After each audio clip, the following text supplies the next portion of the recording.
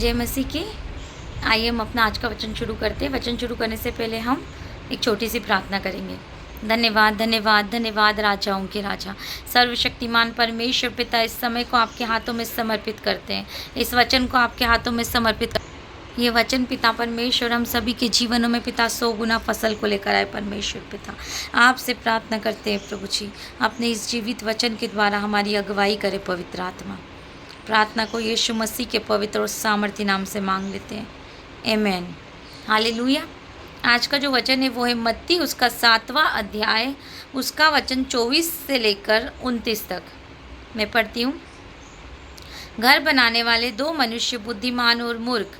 इसलिए जो कोई मेरी ये बातें सुनकर उन्हें मानता है वह उस बुद्धिमान मनुष्य के समान ठहरेगा जिसने अपना घर चट्टान पर बनाया।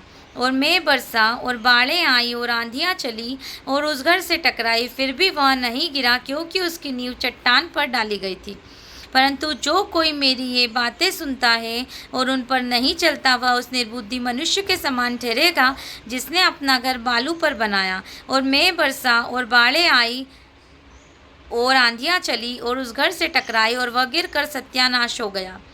जब यीशु ये बातें कह चुका तो ऐसा हुआ कि भीड़ उसके उपदेश से चकित हुई, क्योंकि वह उनके शास्त्रियों के समान नहीं परंतु अधिकारी के समान उन्हें उपदेश देता था। आमीन, हालेलुया। हमने जैसा कि ये वचन पढ़ा तो वचन हमें क्या समझा रहा है कि हम यहाँ पर कुछ बातों को देखेंगे। सबसे पहले हमें क्या, एक बुद्धिमान मनुष्य के बारे में बात की जा रही है। बुद्धिमान मनुष्य कौन है हम समझते हैं कि उसने क्या करा। बुद्धिमान मनुष्य ने अपना घर कहाँ बनाया, चट्टान पर। तो ये जो चट्टान है वो यहाँ पर आत्मिक जो है चट्टान जो है वो यीशु मसीह है, ठीक है। तो चट्टान पर घर बनाया मतलब जिसने अपने आप को यीशु मसीह में क्या किया, मजबूत किया। सबसे पहली बात, चट्टान कौन है, वो यीशु मसीह है, क्योंकि वचन कहता है कि मैं अपनी आंखें उस पर्वत की ओर लगाऊंगा। वचन संहिता 121। और मुझे सहायता कहाँ से मिलेगी, मुझे सहायता मेरे परमेश्वर यहोवा की ओर से मिलती है। तो पर्वत वो यहोवा कौन है, यीशु मसीह। तो वो यहोवा जो है वो यीशु मसीह जो है वो क्या, वो पर्वत, वो चट्टान, ठीक है। तो चट्टान कौन है, हमारी यीशु मसीह है। तो अगर आप यीशु मसीह में अपने आप को बलवंत करेंगे, अगर आप उसके जीवित वचन में बलवंत होते जाएंगे, आप उसकी पवित्र आत्मा से हर दिन अपने आप को भरेंगे, तो आपने क्या किया है, अपने इस जीवन रूपी घर को, ये जो आपका शरीर है ये क्या है, आपका एक घर, आपका शरीर, आपका आत्मा, आपका प्राण, ये क्या आपका एक घर है, ठीक है। इस घर को तो आप क्या करेंगे, उस चट्टान पर क्या करेंगे, स्थिर कर देंगे। तो चट्टान हो गए यीशु मसीह, परमेश्वर का वचन, उसकी उपस्थिति में हमें क्या करना है, बढ़ना है। दिन रात अपने इस घर को हमें उससे भरते जाना है और उस चट्टान पर क्या होते जाना है, मजबूत होते जाना है। जैसे जैसे हम वचन पढ़ेंगे, जैसे जैसे हम उसकी उपस्थिति में बैठेंगे, हम उससे कहेंगे कि हे पिता, तू अपने आप को हम पर रिवील कर, हम तेरी उपस्थिति में चले फिरे, तेरे वचन को समझे, तेरे वचन के ज्ञान को प्राप्त करें। नीति वचन में लिखा है कि मांग मुझसे और मैं तुझे बुद्धि के स्रोत दूंगा, क्योंकि ज्ञान जो है वो भी यीशु मसीह है। देखिए, यीशु मसीह सब कुछ है, जीवन है, मार्ग है, सत्य है, चट्टान है, पानी है, झरना है, यीशु मसीह सब कुछ है। जीवन की रोटी यीशु मसीह है, वचन यीशु मसीह है, यीशु का लहू सामर्थ्य है, यीशु का लहू छुटकारा है, सब कुछ यीशु मसीह में। देखिए, सिर्फ इतना ही कहूँगी, यीशु मसीह चट्टान पर अपना घर बनाए, अपने जीवन को स्थिर करें। जब आप ऐसा करेंगे तो आप देखेंगे कि जैसे यहाँ लिखा है कि मेघ बरसा और बाढ़ें आई और आंधियाँ आई। आंधियाँ क्या हैं, हमारे जीवन की परेशानियाँ, हर एक वो बात जिससे आपको लगता है कि आप गिर जाएंगे, आपका जीवन ख़त्म हो जाएगा, आपके जीवन में परेशानियाँ आएंगी, वो सब क्या है, आंधियाँ हैं और बाढ़ें हैं। तो जब ये बाढ़ रूपी और आंधी रूपी परेशानी जब हमारे जीवन में आएगी, और अगर हमने अपने घर को, अपने इस जीवन को, अपनी इस आत्मा प्राण को यीशु मसीह से भरा हुआ है, उसमें जकड़ा हुआ है, हमने यीशु मसीह को ओढ़ लिया है, तो ये बाढ़ें आएंगी, ये तूफान आएगा, ये आंधी आएगी, पर ये आपको हिला नहीं सकेंगी, क्योंकि आपने अपने आप को उस यीशु मसीह रूपी चट्टान पर स्थिर कर लिया है। तो कोई भी आपके विश्वास को हिला नहीं सकता, आपके जीवन को हिला नहीं सकता। कोई बीमारी नहीं, कोई परेशानी नहीं, कोई चिंता आपको हिला नहीं सकती। आप उठ खड़े होंगे, उस योद्धा के समान आप खड़े हो जाएंगे, और आप विश्वास की ढाल लेकर और जो है परमेश्वर के इस वचन रूपी तलवार लेकर उसका सामना करेंगे, और आप परमेश्वर के वचनों को बोलना शुरू कर देंगे, क्योंकि आपने वचन से अपने आप को भर लिया। यीशु मसीह रूपी चट्टान पर जब आपने अपना घर बनाया तो आप जवाब देंगे और आप आज्ञा देंगे उस आंधी को कि चली जा, यीशु के नाम से तेरा कोई अधिकार नहीं। हे बीमारी में तुझे आज्ञा देती हूँ यीशु नासरी के नाम से, यीशु के कोड़े खाने से हम चंगे हुए, चली जा। हर एक प्रकार की बीमारी, तकलीफ़ें, परेशानियाँ आंधियों के समान जब आपके जीवनों पर अटैक करेंगी तो वह आपके इस जीवन को हिला भी नहीं पाएंगी। क्यों? क्योंकि आप जो है यीशु मसीह पर टिके हुए हैं।